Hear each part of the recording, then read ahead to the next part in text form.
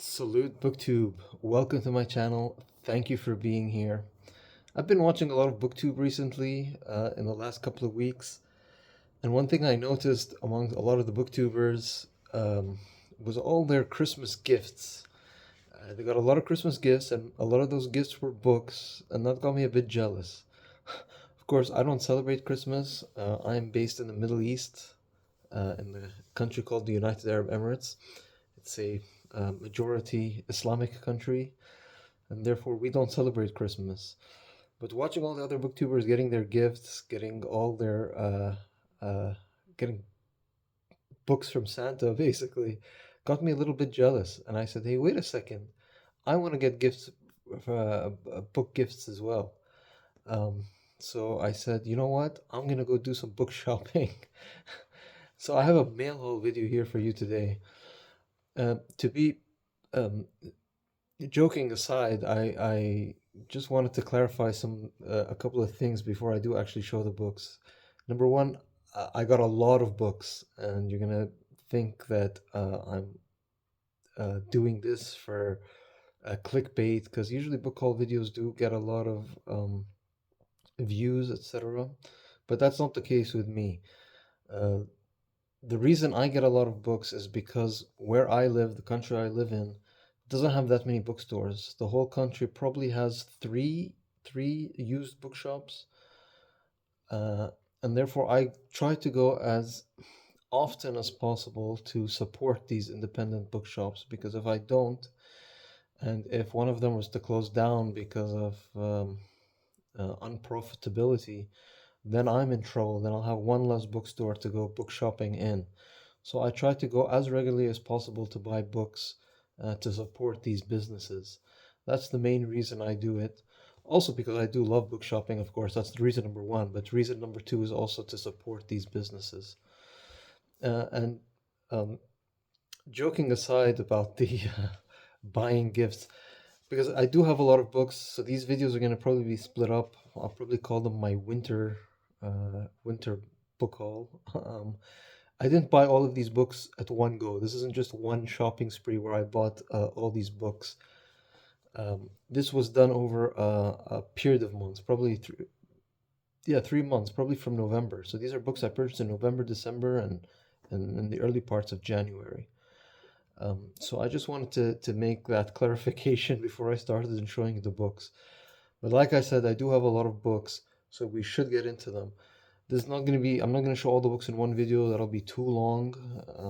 So what I've done is I've split the book haul, and I'll split the videos as well. We'll see how many parts this goes into. Hopefully not too many. But again, this isn't me doing this for clickbait or just getting these books to show and not to read. I do intend to read these um, in due time. Uh, so we'll begin with showing the books. Again, if you saw my last video or a couple of videos back, I actually described my shelves and how they're organized. That each shelf is almost divided into subject matter. Again, mostly nonfiction, mostly history. The vast majority of the books I got are nonfiction. So if you're not a nonfiction reader, this might not be of interest to you, but it is an interest for me. So that's what I usually purchase. So I enjoy reading. There are a few fiction interspersed throughout this book haul, but again, mostly nonfiction. But it's divided into these shelves here are divided into subject matter. And what I've done is I've divided the book haul into these subject matters just to break it up, because if I did do it in one go, it'll be a long video, because I did get a lot of books. So without further ado, I'll start after that long introduction. Start with the book haul again. So the first shelf we'll start are those two there. Those are my ancient bookshelves. Please excuse the messiness. I'm working on it. Those are the two bookshelves about ancient history. It's mostly Near Eastern. That means ancient Egypt, Mesopotamia, places close to where I'm from. But I do have a lot of Greek, I have a lot of Roman, and actually the first book I want to show is a work of, well, it's both, it's an, well, let me show the book and then I'll explain. This is the Peloponnesian War by Donald Kagan. Donald Kagan, the famous military historian specializing in ancient Greece. So this is ancient Greece, but it's also the Persians. Um, or no, sorry, excuse me, the Peloponnesian War. No, I apologize. The Peloponnese is not the Persians. It's the Greek Civil War between Athens and Sparta. Yeah, okay, so that's the subtitle. I'm sorry. Athens and Sparta in savage conflict, 431 to 404 BC. Well-known ancient war of antiquity between the Athenians and the Spartans. From a well-known classical author, I saw it, I grabbed it. Again, Greek and Roman is mostly of interest to Western people. Um, for me, uh, I'm not as invested in, but when I do see famous books or well recommended books, I do tend to grab them. The next book is also about ancient Greek. This one is about the Persian invasion of the Persians and ancient Near Eastern civilization invaded Greece, which was pretty much in what would become Europe. This is Athens Burning. Sorry about the glare. The author is Robert Garland. Don't know who Robert Garland is, if he's well known. He's the Roy D. and Margaret B. Worcester Professor of Classics at Colgate University. And he's written a bunch of books on this subject. The subtitle is The Persian Invasion of Greece and the Evacuation of Attica. So I think this just focuses, the Persian-Greek wars were a long, multi-year conflict. This book, and it's a small book, it focuses on the evacuation of Attica, which is the countryside of Athens. So um, it's not the whole war, it's just one specific aspect. But again, it had a nice cover, interesting premise, so I grabbed it. It was cheap too. A lot of these books were cheap, so. The next one is also ancient military history. I always say I like history, I like nonfiction, but I'm not a very big military history person. I don't have much military experience. Sometimes the terminology and the jargon in military history gets a little bit complex for me. But I found this one, it looked interesting. It's by Philip Sabin. It's called Lost Battles. The subtitle is Reconstructing the Great Clashes of the Ancient World. Again, when talking about the ancient world, it's mostly Greece and Rome. But what this book is very military history focused, and it's also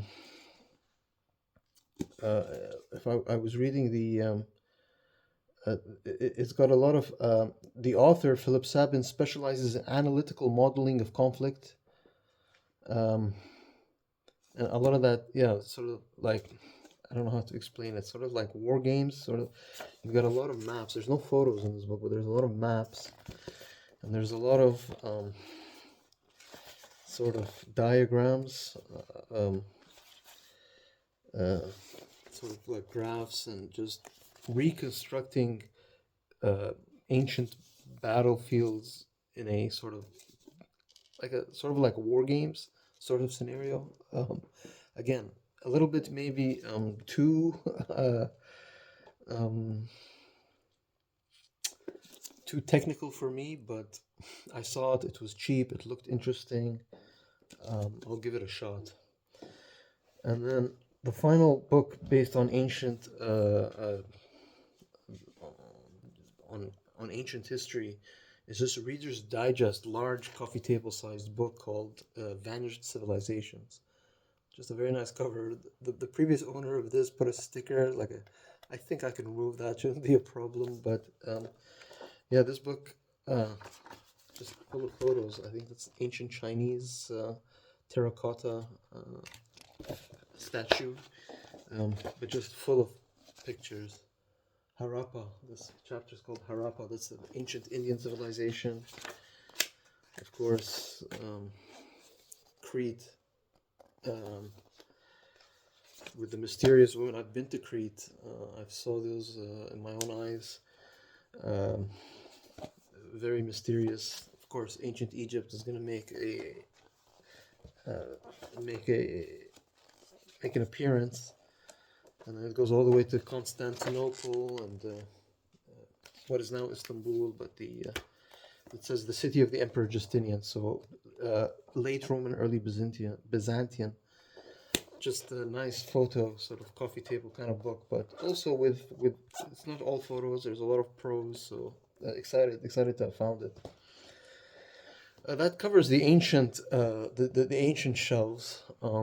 The next shelves are those two. Those are what I call medieval Middle Ages books, but they're not European medieval or Middle Ages. Those are mostly Middle Eastern Middle Ages, which was really the golden age of Islam. These are the Abbasids, well, first the Umayyads, then the Abbasids.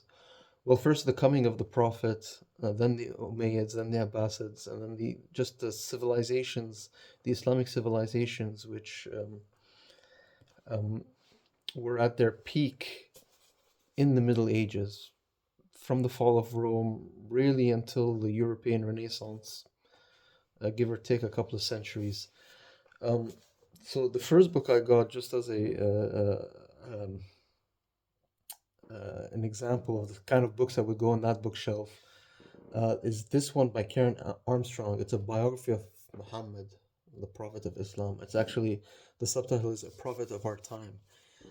Um, Again, small book, but Karen Armstrong, I've seen her around. I haven't read any of her books yet. But actually, in this haul, I think her name, I don't know if it's going to be on this pile, maybe in the future video. I've got another book by her. But Karen Armstrong is famous for writing books about religion, Christianity, Islam, Judaism, about God, about um, those subject matter. That's what she specializes in. If I'm not mistaken, I heard that she was a former nun. She was a nun, and she left. She renounced being a nun, or she resigned from being a nun. I don't know what the correct term is. And then she became a writer, writing on religion and spirituality.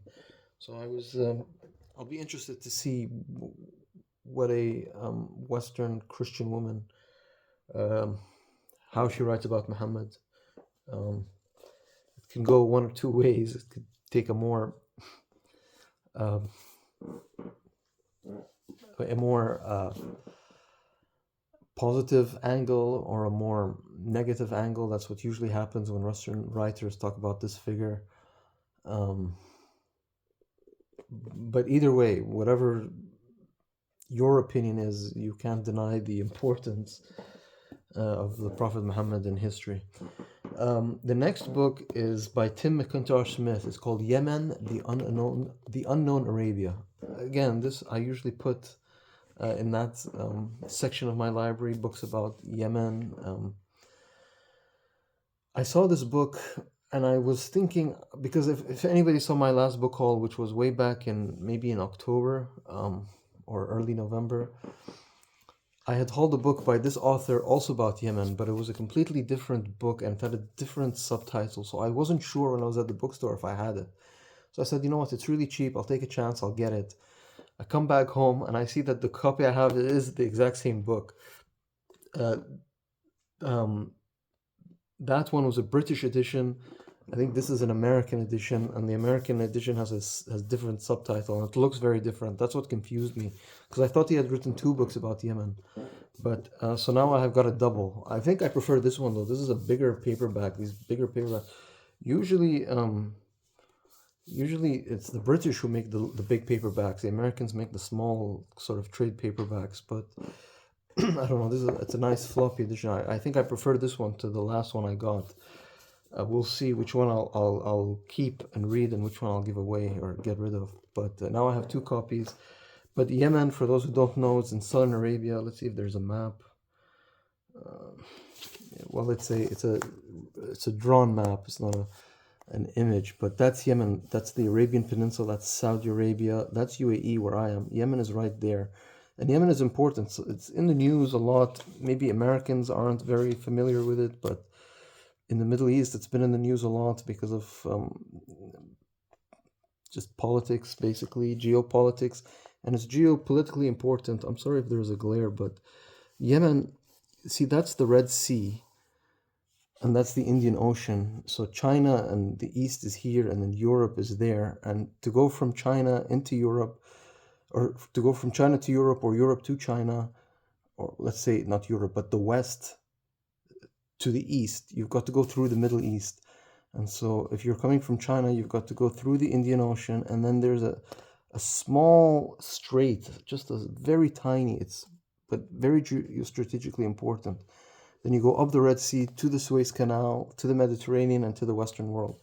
The state of Israel is over here, and let's put this simply, there's unfriendly government in Yemen that has been attacking shipping in this strait. It's calmed down recently. There's been a sort of truce that America negotiated with the Yemeni rebels, the Houthis. They're called the Houthis.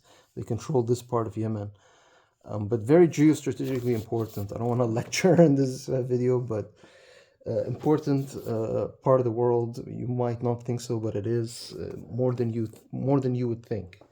Is what I'm trying to get at. The next book I got is this one. It's called The Sword of Allah. The subtitle is Khalid ibn al-Walid, His Life and Campaigns. And the author is Lieutenant General A.I. Akram. And just when I was at the bookstore, I read this A.I. Akram he's an officer in the Pakistani military, if my memory serves correct. But Khalid ibn al-Walid, the Sword of Allah, that's the nickname he has, and this very nice cover of this sort of old Arabian style sword, was the military general, the commander. He was the Prophet Muhammad's most successful, most brilliant military commander. He is he was the general who drove the Arab armies out of Arabia with the coming of Islam, who invaded the Persian Empire and brought Iran and Iraq and everything east, pretty much opened up everything to the east for Islam. He also was the general who invaded Syria, Palestine, and eventually opened up Egypt and North Africa for the Arabs against the Romans. What the Arabs called the Romans were really the Byzantines. And since then, the Middle East as we know it, which was split between Byzantine Rome and Persia, has become Islamic and pretty much Arabized. So an important figure, probably not known in the West as much as he should be, but yeah, it's an interesting book about an interesting subject, at least for me. The next book is actually fiction. I do have there's one fiction here, and I think we'll do it next. I've seen this book mentioned on BookTube. It's by Orhan Pamuk, and it's called My Name is Red.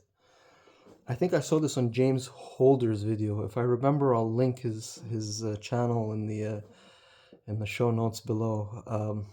But this is a work of fiction by a Turkish author, and it's historical fiction.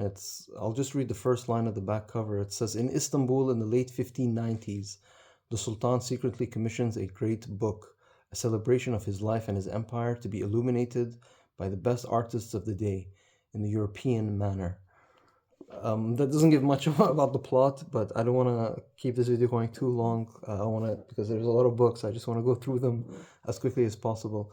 James Holder and his channel was a bit critical of this, but he's very critical of a lot of books. He's a very difficult book critic, so I'll see for myself. But again, you see, this book is fiction. I do have a shelf for fiction, which doesn't show here. It's on the side where I'm recording. But I might put it in those two shelves because it's about the Ottoman Empire, another great Islamic empire. Again, sort of in the Middle Ages into the modern age. But it'll be interesting to see how good this is, if it's good at all. And Orhan Pamuk, his books are quite ubiquitous. He's quite a notable author, quite well known. I just haven't read any of his work, so I can start with that. I think that's his most famous book, if I'm not mistaken. I'm not sure, but I'll find out. The next book is an older book about Islam. It's by Alfred Willam. I think it's pronounced Willam, who I think is a French author. At least his name sounds French, but I just like the cover. I mean, It's a small book, so, and I think it's an older book, if I'm not mistaken. Uh, Alfred Willam. It says was the head of the Department of Near and Middle Eastern Studies. Was the head of the Department of the Near and Middle East in the School of Oriental and African Studies, and professor of Arabic in the University of London, and later visiting professor of Arabic in the University of Princeton, New Jersey. So comes well qualified, but again, this is older, from a couple of generations ago, if I'm not mistaken. Yeah, this book was first published in 1954, so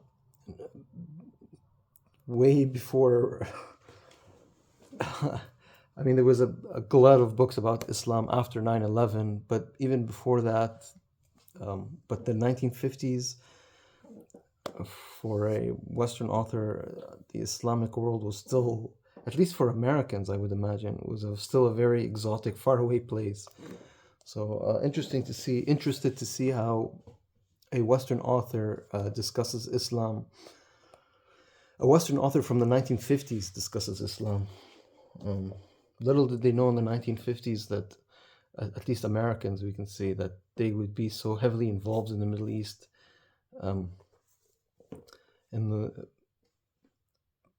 after the 1950s up to the present day, really. Okay, the next two books are about, again, I put them usually in this section of my library. This first book is by Erica Fatland, and it's called Soviet Stan. The subtitle is A Journey Through Turkmenistan, Kazakhstan, Tajikistan, Kyrgyzstan, and Uzbekistan. A lot of stands there, and that's actually, colloquially, these countries are known as the stands. I don't know if there's a map. Okay, there is a map. So these are what I think a lot of, maybe I tend to dumb down my audience, but I know my audience are very intelligent. I just talk like this in case somebody is not aware. But these stands are Central Asian republics. They're a landlocked part of Asia. To the north of them are China. To the north of them is Russia. To the east of them is China. To the west of them is the Middle East. And to the south of them is India and the South Asia. So here's a map. I don't know how helpful this will be, but those are the countries. There's a sort of like an inset map over there, but central, they don't have any ports, they have no access to the sea, but they're extremely wealthy. They're very rich in oil, probably minerals.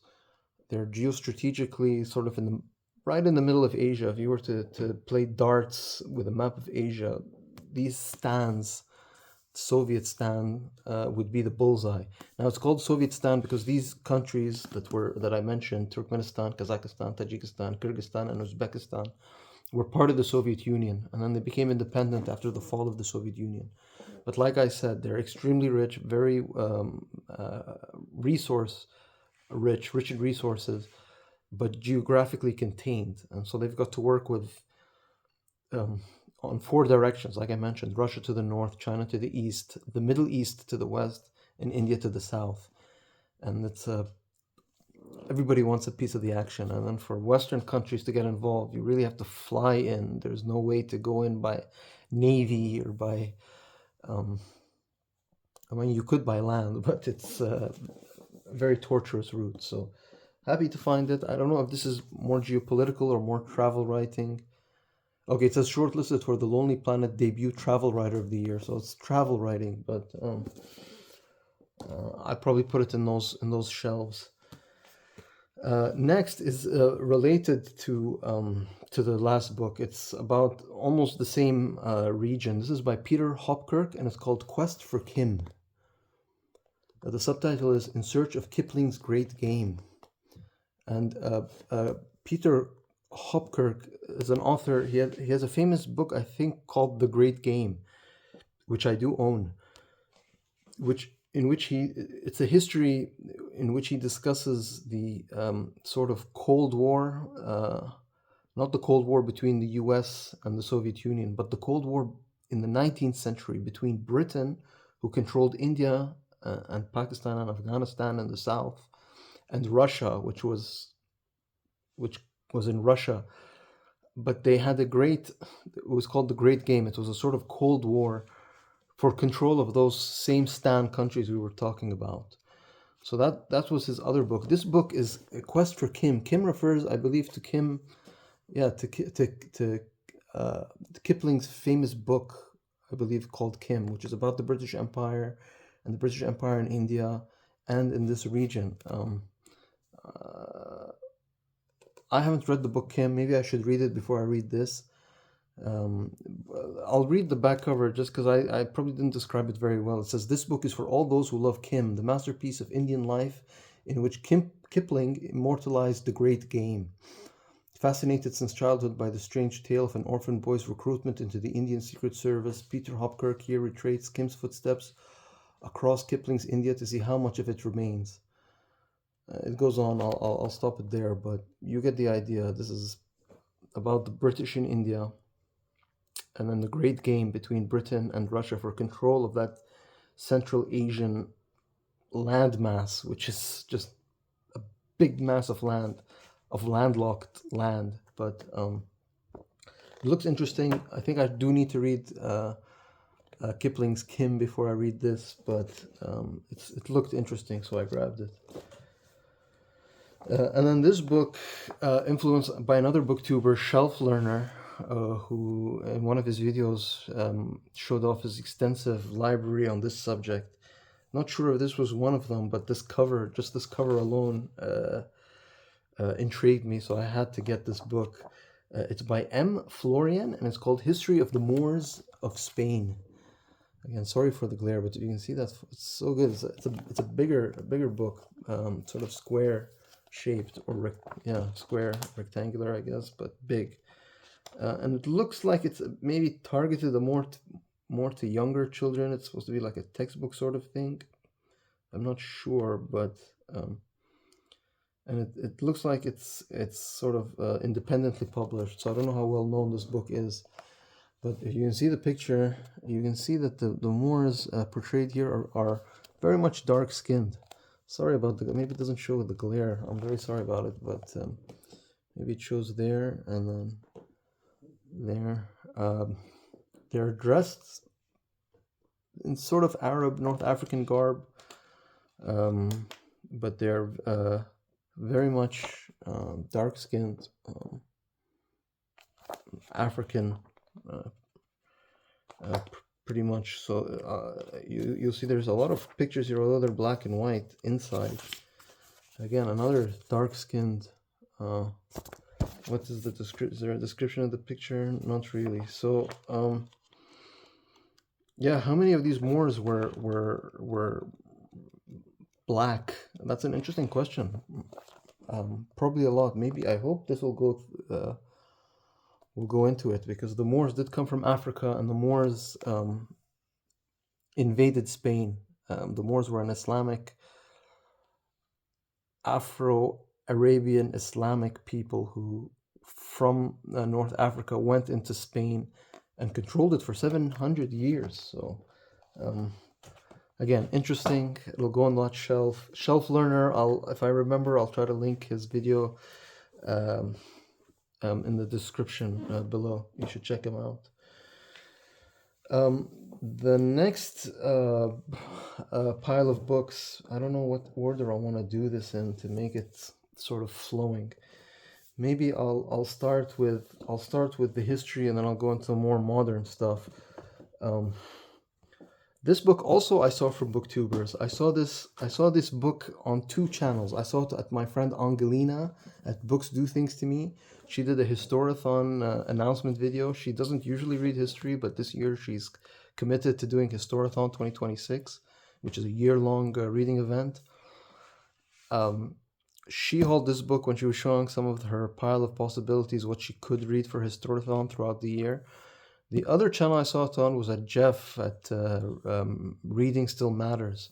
Both of them hauled this book, so when I saw it, I grabbed it as well. It's called The Crusades, and it's by Thomas Asbridge, The War for the Holy Land. And basically, I think self-explanatory, the Crusades in the Holy Land. Yeah, what is today Palestine. And of course, the state of Israel, which has a lot of parallels with the Crusader state.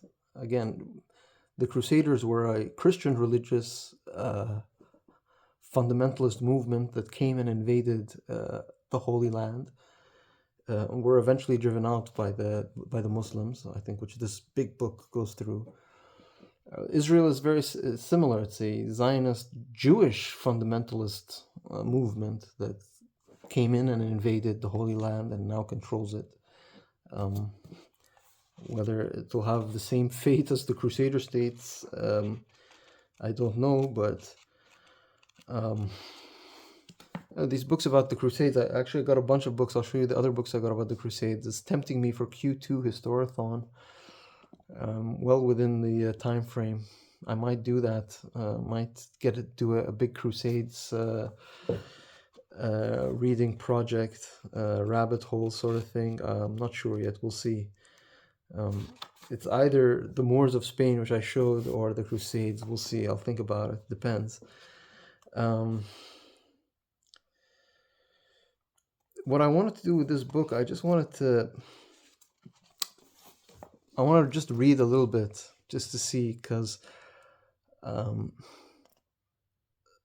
yeah, because it's a big book, and I'm debating whether I should do Historathon on the Crusades, and then maybe if the other booktubers who have this book, I know they have it because I've seen them haul it on their channels, and I'll link their channels if I remember. If they have it too, maybe we can do like a sort of reading project out of it. I'm just putting it out there. But there's a famous French book prize in which what they do is basically they take a book, they open it to page 112. They read page 112 from all the books they gather, and the best book, the book that has the best page 112, wins the book prize. That's all they do. They only read that one page. So let's read page 112 of this and see how it goes. It says, by the 1220s, the Iraqi historian Ibn al-Athir was more fulsome in his censure, recording that in the Al-Aqsa Mosque, the Franks killed more than 70,000, a large number of them being imams, religious scholars, righteous men, and ascetics, Muslims who had left their native land and had come to live a holy life in the august place. 70,000 the Christian Franks killed. He then described how the Crusaders looted the Dome of the Rock. Ibn al-Athir added that a deputation of Syrian Muslims came to the Abbasid Caliph in Baghdad in the late summer of 1099 to beg for aid against the Franks. They were said to have recounted stories of suffering at Latin hands, which brought tears to the eye and pain to the heart. Those are in quotation marks. And to have made a public protest during Friday prayer. But despite all their entreaties, little was done, and the chronicle concluded that, quote, the rulers were all at variance, and so the Franks conquered the lands. How should this apparent lack of historical interest in the First Crusade within Islam be interpreted? In Western Europe, the expedition was widely celebrated as an earth-shattering, significant triumph, but in the Muslim world of the early 12th century, it seems barely to have registered a tremor. To an extent, this may be attributed to the desire of Islamic chronicles to limit references to Muslim defeats, or to a general disinterest in military events on the part of the Islamic religious scholars. Arabic accounts do not show clear traces of an anti-Latin invective or contain more vocal demands for vengeful retribution. So the Latins invade and the Muslims are sort of apathetic. A few isolated Muslim voices did call for a collective response to the First Crusade in the years immediately following Jerusalem's capture, among them a number of poets whose Arabic verses were repeated in later collections. Al-Abiwardi, who lived in Baghdad and died in 1113, described the Crusades as, quote, a time of disasters, and proclaimed that, quote, this is war, and the infidel sword is naked in his hand, ready to be sheathed again in men's necks and skulls. Around the same time, the Damascene poet Ibn al-Khayyat, who had earlier traveled in Tripoli, described how the Frankish armies had swelled in a torrent of terrifying extent. His verse expressed regret at the willingness of Muslims to be pacified by Christian bribes and weakened by internecine rivalry. Very similar to what's happening in the current Middle East. He also exhorted his audience to violent action. The heads, quote, the heads of the polytheists have already ripened, so do not neglect them as a vintage and a harvest, end quote. The most interesting reaction was that of Ali bin Tahir al-Sulami, a Muslim jurist who taught at the Grand Umayyad Mosque in Damascus. Around 1105, he appears to have delivered a number of public lectures on the merits of jihad and urged need for a resolute and collective Islamic response to the First Crusade. His thoughts were recorded in a treatise, the Book of Holy War, sections of which survive to this day. But despite al-Sulami's prescient assessment of the threats posed by the Franks, his calls for actions, like those of the poets, went unheeded. So again, just a lack of interest from the Muslim side. There was too many rivalries. They were fighting amongst themselves to worry about some sort of foreign alien invasion from the Latin Christian West. The stark absence of a concentrated Islamic reaction to the coming of the Crusades can be explained in a number of ways. In general, Near and Middle Eastern Muslims seem to have only a limited understanding of who the first Crusaders were and why they came to the Holy Land. Most imagine that the Latins were actually Byzantine mercenaries engaged in a short-term military incursion, not driven warriors devoted to the conquest and settlement of the Levant. Yeah, they were there to stay. The Muslims had no idea why they were there, or what their program or their what's the Israeli that it was a settlement, a settler colony movement. They had no idea. The misconceptions helped to blunt Islam's response to the events of 1097 to 1099.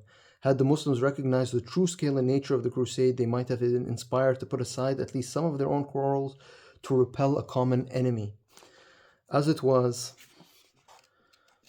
the fundamental divisions remained. A deep-seated fracture still separated the Sunnis of Syria and Iraq and the Shiite Fatimids of Egypt. Rivalry between the Turkish rulers of Damascus and Aleppo continued unabated, and in Baghdad, the Seljuk Sultan and Abbasid Caliph were preoccupied with their own Mesopotamian power struggles.